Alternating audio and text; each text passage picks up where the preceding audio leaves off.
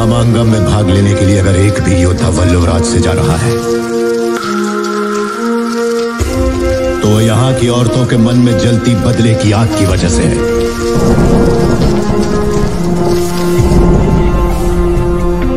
ऐसी ही वीरांगनाओं की कोख से मैंने और तुमने जन्म लिया है।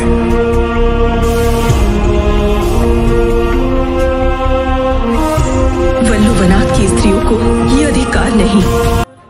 क्यों शिवगामी ने छोड़ा था अपना सिंहासन? क्यों देवसेना ने लिया शिवगामी का पद? क्या अमेंद्र नहीं था राज सिंहासन का हकदार? हेलो, मैं हूँ Purnima and welcome back to Bollygrad studios. 2015 south industry के लिए एक ऐसा साल रहा है जिसे वो हमेशा याद रखेंगे, क्योंकि 2015 के बाद ही टॉलीवुड को लेकर हमारा पर्सपेक्टिव एकदम ही चेंज हो गया था, जब हमारे सामने साउथ की biggest and most successful film Baahubali release हुई। एस राजामौली की इस पेशकश ने पूरे देश को हिलाकर रख दिया, और अगर सच कहूँ ना तो फिल्म से ज्यादा इसके एक सवाल ने हिलाकर रखा था, और वो था कटप्पा ने बाहुबली को क्यों मारा। ये एक ऐसा सवाल था जो ऑल ओवर नेशन एक नेशनल क्वेश्चन की तरह एक्ट कर रहा था।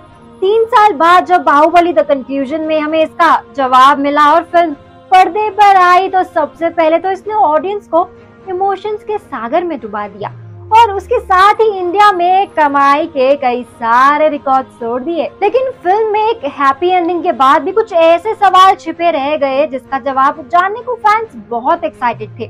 हालांकि शुरुआत में ये खबरें आई थी कि राजामौली बाहुबली 3 को लाएंगे जरूर, पर वो एक प्रीक्वल होगा जिसमें हमें शिवगामी की लाइफ जर्नी दिखाई जाएगी।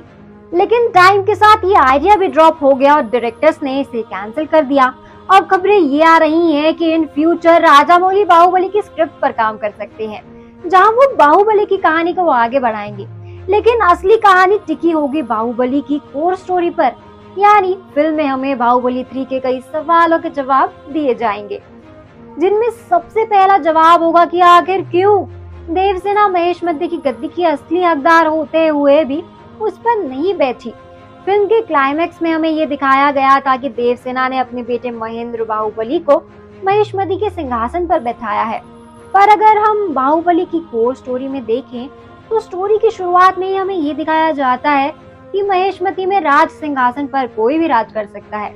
इससे फर्क नहीं पड़ता कि वो एक मर्द है या फिर एक औरत। ये काफी अच्छी बात है।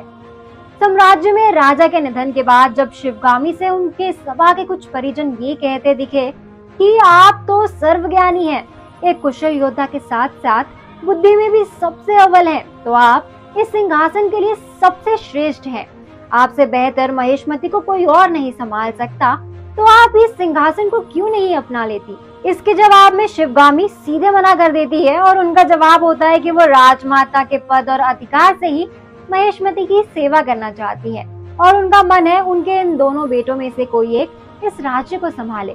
शिवगामी के इसी निश्चय और सरलता को देखते हुए देवसेना ने भी राज्य की राजमाता बनने का ही डिसाइड किया, जबकि यहाँ भी राज्य के राज सिंहासन के पद की असली हकदार तो देवसेना ही थी।